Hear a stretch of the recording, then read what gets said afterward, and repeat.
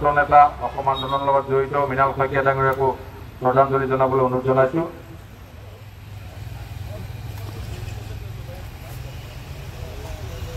আমাৰ গাঁও উন্নয়ন সমিতিৰ সভাপতি পুষ্প ডেকা ডাঙৰীয়াক অনুৰোধ জনাইছোঁ।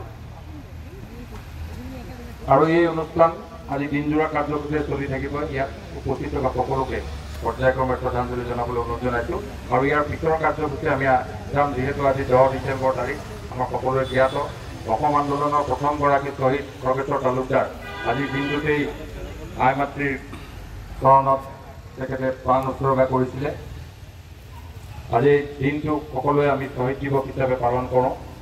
আৰু সেই শ্বহীদ দিৱসৰ লগতে সংগতি ৰাখি আমি আজি লগতে বিজু শইকীয়াৰ জীৱন পৰিস্থিতি আৰু জীৱন সংগ্ৰাম, জীৱনৰ শ্ৰদ্ধা, জীৱন পৰিক্ৰমা আলোকপাত কৰি আমাক ধন্য কৰিলে।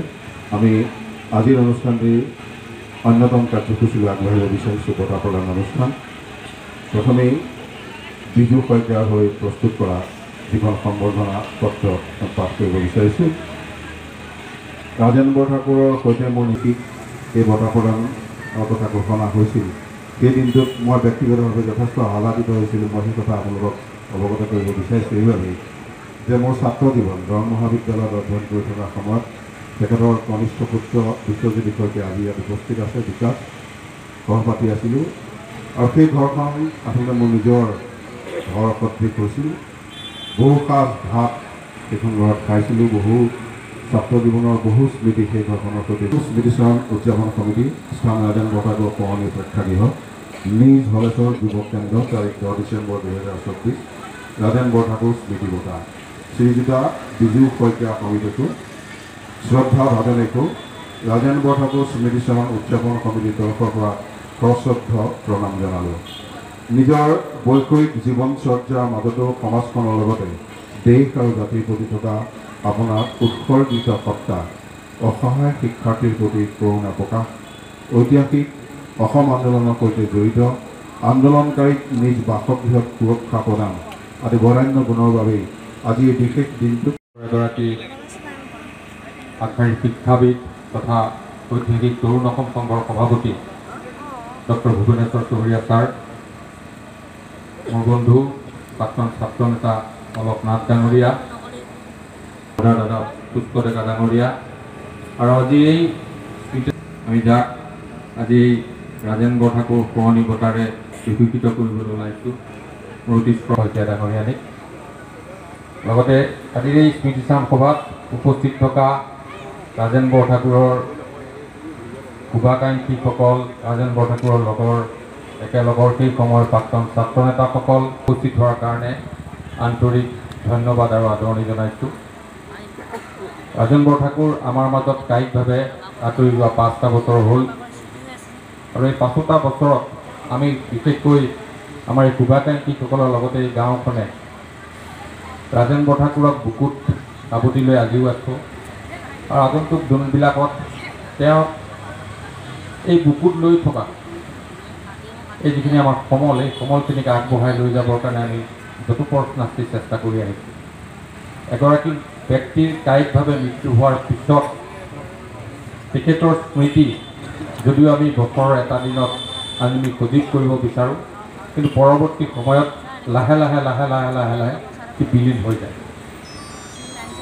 আৰু আজি 5টা বছৰৰ পিছত আমি বহুতো ব্যক্তিক যিসকলে ৰাজেন বৰঠাকুৰৰ লগত ব্যস্ততাৰ কাৰণে আহিব পৰা নাই, তাৰ কাৰণে আমাৰ কোনো আক্ষেপো নাই।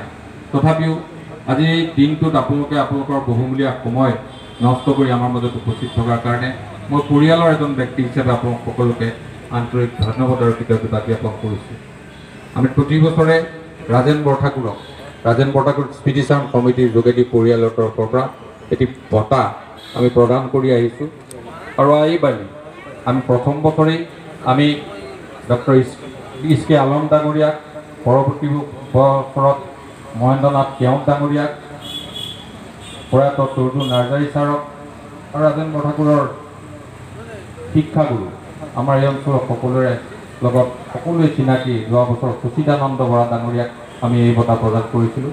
আৰু এইবেলি এনে এগৰাকী মহিলাক আমি এই বঁটা প্ৰদান কৰিবলৈ ওলাইছোঁ, যিগৰাকী মহিলাৰ লগত আমাৰ সকলোৰে, বিশেষকৈ যিসকলে আমাৰ আদালতৰ লগত জড়িত হৈ থাকে, আদালতৰ বিভিন্ন মামলা মকৰ্দমাত যায়, এইগৰাকী ব্যক্তিক সাক্ষাৎ সকলোৱে কৰে।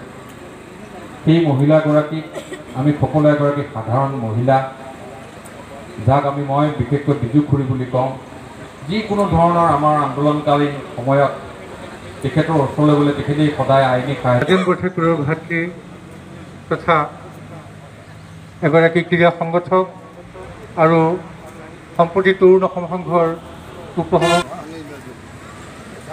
উপস্থিত ৰাইজ, বিশেষকৈ নিজ হলেশ্বৰ গাঁৱৰ সমূহ ৰাইজক সকলোকে মোৰ প্ৰয়াত